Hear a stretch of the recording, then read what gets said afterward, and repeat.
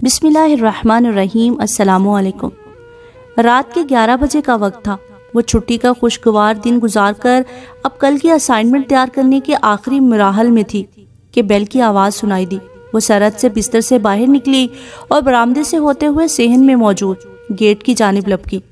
Gate के करीब पहुंचकर मोहतात रवि का दामन पकड़कर आहिस्ता से पूछा, कौन है? जवाब आया, आसिफ। आसिफ उसका छोटा भाई था। उसने जल्दी से गेट खोला और इससे पहले कि वो फिर अपने कमरे की तरफ जाने में उजलत दिखाती कि आसिफ की पीछे से आती आवाज ने उसके कदम वहीं रोक दिए जहां वो पहले से खड़ी थी। अब वो मोटरसाइकिल को गेट से अंदर ला रहा था। क्या पकाया है? लहजा थका थका सा था। शलजम, पालक और गोश्त। उसने बेजारी से जवाब दिया। रोटी दो फिर। आसिफ का लहजा सपाट था। जब शाम में पूछा था कि कितनी रोटियां बनाऊं तो उस वक्त जवाब क्यों नहीं दिया था? अब तो गैस भी नहीं आ रही।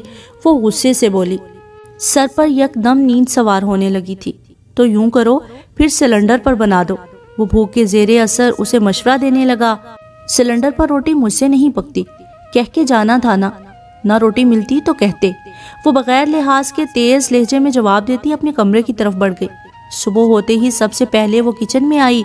जल्दी से 4 रोटियों का आटा गूंदा, चूल्हे पर चाय चढ़ाई और आंच धीमी करके यूनिफॉर्म प्रेस करने लगी। उसी असना में आसिफ ने आवाज लगाई, जिया आदि, मेरे भी कपड़े प्रेस कर देना, मैंने आज जल्दी जाना है। जल्दी जाना था तो कल क्यों नहीं बताया? अब मेरे पास वक्त नहीं है, मैं कॉलेज के लिए लेट हो जाऊंगी। लहजा तपा हुआ था उसका। तुमने कौन सा पैदल जाना है? अभी कॉलेज की वैन आने में वक्त बाकी है और मेरे कपड़े प्रेस करने में सिर्फ 10 मिनट लगेंगे। आसिफ को भी गुस्सा आ गया उस पर। तो प्यारे भाई, 10 मिनट खुद क्यों नहीं लगा लेते? मैंने अभी सबके लिए नाश्ता भी बनाना है। गुस्सा बदस्तूर अरूज पर था। चले फिर आप मेरा नाश्ता ना बनाइएगा, आपके कीमती वक्त की बचत हो जाएगी। लहजे में जहाँ एक तरफ दबा तंज था वहाँ खफगी भी नुमाया थी। ठीक है, वो महसूस किए बगैर अपना काम मुकम्मल करके नाश्ता बनाने चली गई। माँ जी के इंतकाल को एक अरसा हो गया था। घर में सिर्फ अब्बा जी, जिया और आसिफ थे। अब्बा जान वापडा से रिटायर्ड हो चुके थे, इसलिए ज्यादा वक्त घर से बाहर ही गुजारते थे। आसिफ ने मैट्रिक मुकम्मल करने के बाद इलेक्ट्रिशियन का काम शुरू कर दिया था और जिया अभी बीएससी की तालिबे इल्म थी। जिया मनमोजी किस्म की लड़की थी। दिल चाहता तो सारा घर पल भर में साफ करके चमका के रखती, ना दिल चाहता तो हफ्ते में एक बार मर मर कर सफाई करती। जी में होता तो लजीज खाने पकाती, फ्रस्ट्रेशन का शिकार होती तो फीका सा सालन बनाकर रख देती। दिन का निस्फ हिस्सा कॉलेज की नज़र हो जाता और बाकी निस्फ हिस्सा रसालों या मोबाइल की दुनिया में गुजार देती। उसका ख्याल था कि माँ जी के जाने के बाद किसी को उसकी परवाह नहीं है। सब ने उसका ख्याल रखना छोड़ दिया है। न बाप को फिक्र थी कि वो शादी के काबिल हो गई है, वो बस अपनी मरहूम बीवी के गम में इधर उधर झांकते रहते थे। न भाई को जरा भी परवाह थी कि बहन का भी कोई काम कर दे, उसकी भी कोई ज़रूरत हो सकती है। वो शायद ये बात फरामोश कर चुकी थी कि ताली एक हाथ से नहीं बल्कि दोनों हाथों से बजती है। ख्याल करवाने के लिए ख्याल करने की ज़रूरत होती है। जिया, चाय बना दी? फ़याज़ साहिब ने नरमी से चाय की बाबत दरियाफ्त की। जी अबू, आपकी चाय बिल्कुल तैयार है। अच्छा, पहले मेरे लिए पानी गर्म कर दो, मुँह हाथ धो लूँ, फिर असलम की तरफ चक्कर लगाऊंगा। कल हमारी कुछ देर के लिए मुलाकात हुई थी। बहुत इसरार कर रहा था कि कल नाश्ता मेरे साथ करना। फ़याज़ साहिब अपने आप में मगन बोल रहे थे और जिया को जाने की जल्दी थी कि उसकी वैन आने वाली थी। लिहाजा उनकी बात मुकम्मल होते ही जिया ने फौरी जवाब दिया, पानी गर्म है, ले लीजिएगा, मैं तैयार होने जा रही हूँ। मेरी वैन गेट पर आ चुकी होगी। जिया पीछे मुड़कर देखती तो बाप की आंखों को देखकर पल भर को जरूर कुछ सोचती, मगर उसे जाने की जल्दी थी। फ़याज़ साहिब मरे मरे कदमों से किचन की जानिब चले गए थे और जिया फराटे भरती हुई तेजी से गेट की जानिब। वैन अभी नहीं पहुंची थी। जिया गेट पर खड़ी बेचैनी से उस सीधी शाहराह को देख रही थी जहां से बस वैन आने ही वाली थी। फ़याज़ साहिब ने अफसुर्दा दिल के साथ अपने दोस्त असलम के यहाँ जाने का इरादा तर्क कर दिया था और अब वो उन ठंडे पराठों के साथ इंसाफ कर रहे थे जो जिया उनके लिए बनाकर किचन की स्लैब पर रख कर गई थी। शायद उजलत में हॉट पॉट में रखना भूल गई होगी। फ़याज़ पराठा खाते हुए सोच रहे थे, अब उनका बासी पराठा भी मुझे दोपहर में खुद ही खाना पड़ेगा। वैसे जान अजाब में की होती है कि नाश्ता नहीं करवा के जाती। जब नाश्ता तैयार करके जाओ तो जनाब अब्बा मियाँ के सैर सपाटे खत्म नहीं होते। जिया मुंह ही मुंह में बुड़बुड़ा रही थी कि उसे हॉर्न की आवाज नई दुनिया में लेकर आ गई थी। وقت کا کام ہے گزرنا، اور وہ پر لگائے کسی بھی بے لگام پنچھی کی طرح آکاش کی وسعتوں میں بڑی تیزی سے پرواز کر رہا تھا۔ جیا بھی اس کے ساتھ اڑتی رہی۔ اگر وہ دن نہ آ جاتا کہ جس کا ہر بیٹی کے باپ کو شدت سے انتظار ہوتا ہے، آصف اور جیا کی شادی کا دن۔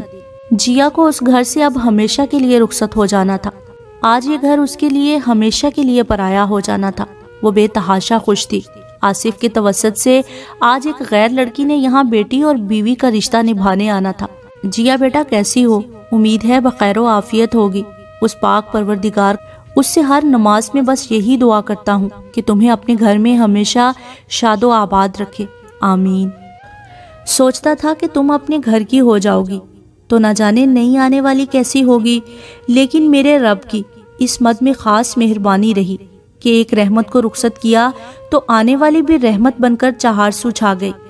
اب تم ایک ہاتھ ٹھوڑی تلے رکھے اور ایک ہاتھ قلم کتاب پکڑے سوچ رہی ہوگی کہ ایسا بھلا کیسے ہوا۔ قلم کتاب سے یاد آیا کہ کیا اپنے سسرال میں بھی تمہاری کتابوں سے ویسی ہی دوستی ہے جیسے یہاں ہوا کرتی تھی؟ اچھا چلو چھوڑو، میں تمہیں اپنی بہو صبا کے بارے میں تفصیل سے بتاتا ہوں۔ اگر بہو کی جگہ بیٹی کا لفظ استعمال کروں تو زیادہ مناسب رہے گا۔ صبا صبح فجر کے وقت اٹھتی ہے، نماز پڑھ کر میرے لیے پہلے پانی گرم کرتی ہے، پھر آٹا گوندھ کر قرآن پاک پڑھتی ہے، پھر تمہاری امی کی طرح گرما گرم پراٹھے بناتی ہے۔ کچن سے آتی پراٹھوں کی اشتہا انگیز خوشبو بھوک کو بڑھا دیتی ہے۔ کبھی آملیٹ یا کبھی رات کے سالن کے ساتھ مزیدار ناشتہ کرواتی ہے، لیکن اپنے شوہر آصف کے بغیر ایک لقمہ نہیں کھاتی۔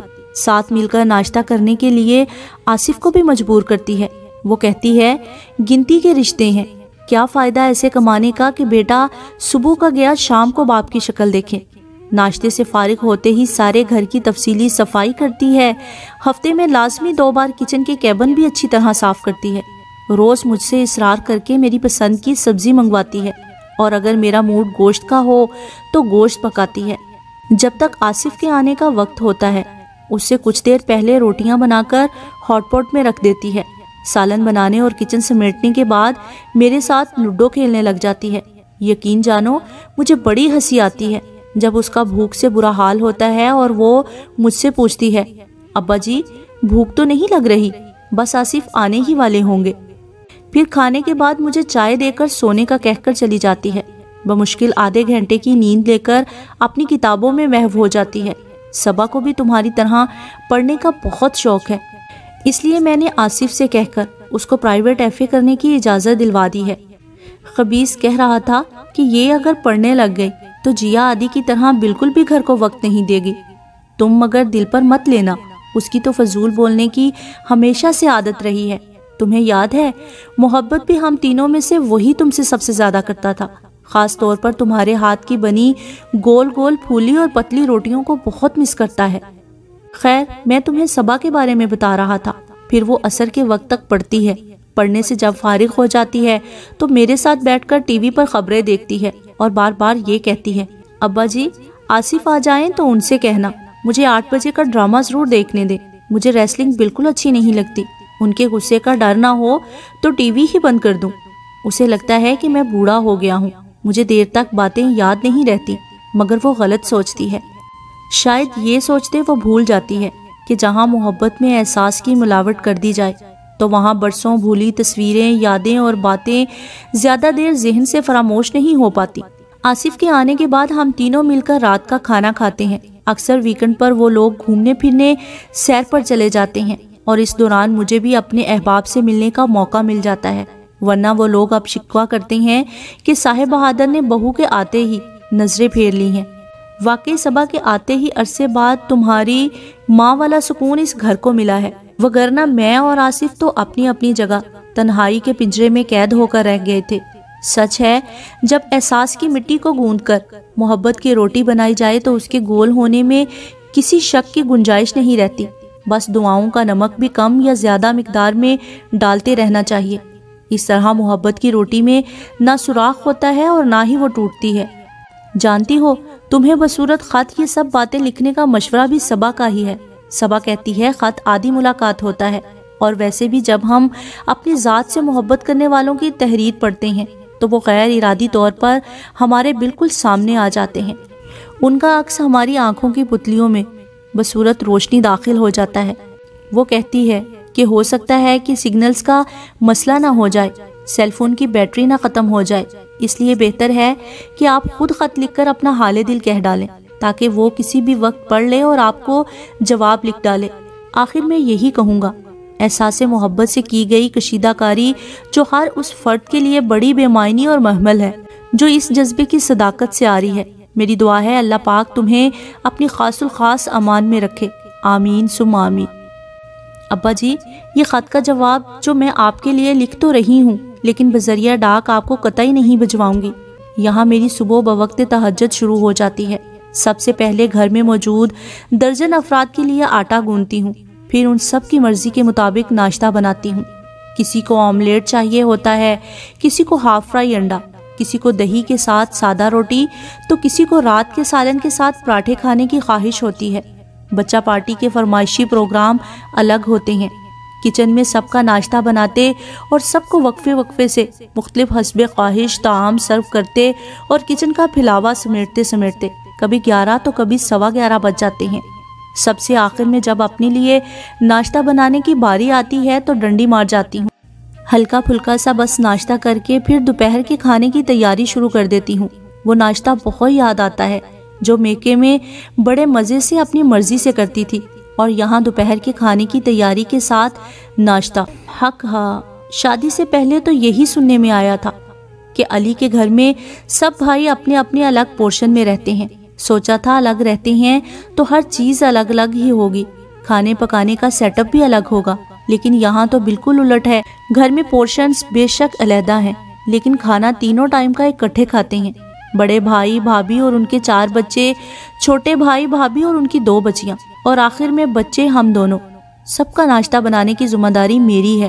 دوپہر کا کھانا بڑی بھابھی کے ذمہ ہے۔ ان کی کوکنگ چونکہ بہت اچھی ہے، اس لیے میرے شوہر نامدار کا حکم ہے کہ ان کے ساتھ مدد کروا دیا کروں تاکہ مجھے بھی اچھا کھانا پکانا آ جائے۔ شام میں چھوٹی بھابھی کی باری ہوتی ہے مگر ان کی بچیاں بہت تنگ کرتی ہیں، اس لیے میرا فرض بنتا ہے کہ میں ان کی بھی تھوڑی سی مدد کروا دوں، کیونکہ میرے تو ابھی تک بچے ہیں ہی نہیں اور ان کی تھوڑی تو کیا پوری مدد ہی کروانی پڑتی ہے۔ شام کی چائے بظاہر ہم تینوں مل کر بناتے ہیں۔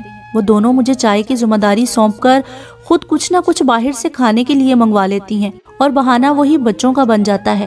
اور اگر کبھی سونے پہ سہاگا مہمان آ جائیں تو نہ پوچھیں، پھر تو علی کا بس نہیں چلتا کہ مجھے کچن سے نکلنے ہی نہ دے۔ روز خوب سج سج کر تیار ہونا، شام کو ہوٹلنگ کرنا، کبھی ڈھابے پر بیٹھ کر میاں جی کے ساتھ گول گپے کھانا، سب بس ایک خواب تھا۔ یہاں تو زندگی ایک سیارے کی طرح ہے جو بس کھانا کھانا اور کھانا مدار کے گرد گھومتی ہے، جس کے بدن میں کھانا برائے نام برائے ضرورت ہے مگر پکانا مسلسل ہے۔ اگر غلطی سے کبھی کتاب پڑھنے لگوں یا سیل فون اٹھا لوں تو سننے کو ملتا ہے، یہ تم کن بیکار چیزوں میں وقت ضائع کرتی رہتی ہو، گھر کا کوئی کام تمہیں نظر نہیں آتا۔ فرصت کا کوئی لمحہ ہاتھ آ جائے تو سوچتی ہوں کتنی ناشکری تھی میں کہ روٹی پکا کر سمجھتی تھی بہت بڑا احسان کرتی ہوں، جبکہ یہاں دن کا بیشتر حصہ یا کبھی تو سارا دن ہی کھانا پکانے میں گزرتا ہے۔ لیکن تعریف کا ایک لقمہ بھی بصورت حوصلہ افزائی وصول نہیں ہوتا۔ ابا جی کبھی آپ کی بات یا کبھی آپ کے وجود کو ویسے اہمیت نہیں دی جیسے دینی چاہیے تھی۔ آپ اس رشتے کے خلاف تھے کہ جیا اس ماحول میں ایڈجسٹ نہیں کر پائے گی، لیکن میں نے پہلے کبھی کسی کی سنی نہیں تھی جو اب سنتی۔ یہاں بھی میری ضد آپ کی بات کے آڑے آ گئی کہ سب الگ الگ پورشن میں رہتے ہیں، اور مزے کی بات تو یہ ہے کہ ساس سسر کا بھی جھنجھٹ نہیں۔ آخری دنوں میں بھی آصف کا میرا کوکنگ کی جانب دھیان دلوانے کے لیے نت نئی ڈشز بنوانے کی فرمائش کرنا، مگر مجھے موبائل اور دوسری سرگرمیوں کے آگے یہ سب فضول لگتا تھا۔ کتنی نادان تھی میں، کتنی کم عقل تھی میں۔ باپ قدرت کی طرف سے فراہم کردہ متحرک بینک ہے، اور مجھے حیرت ہے خود پر کہ میں نے کبھی اس بینک میں ووٹ ڈالنے کی کوشش نہیں کی جس کی صدا اسے احتیاج رہی ہے، اور اب جب یہ بات سمجھ میں آئی ہے تو صبر و برداشت کے علاوہ کوئی چارہ نہیں ہے۔ یہ کہہ کر دل نے میرے حوصلے بڑھائے ہیں، غموں کی دھوپ کے آگے خوشی کے سائے ہیں۔ مجھے امید ہے میں بھی صبا کی طرح زبردستی نہیں بلکہ دل سے سب کا خیال رکھنے لگوں گی۔ ایک گھر کی بنیاد مضبوط کرنے کے لیے جو رشتے اہم ہوتے ہیں ان کو اپنی ذات پر فوقیت دینے کے قابل ہو جاؤں گی۔ اور اپنی زندگی سے یہ کاش نکالنے میں کامیاب ہو جاؤں گی۔ کاش میں نے آپ لوگوں کا تھوڑا سا احساس کیا ہوتا تو آج میرا بھی کوئی احساس کرنے والا ہوتا۔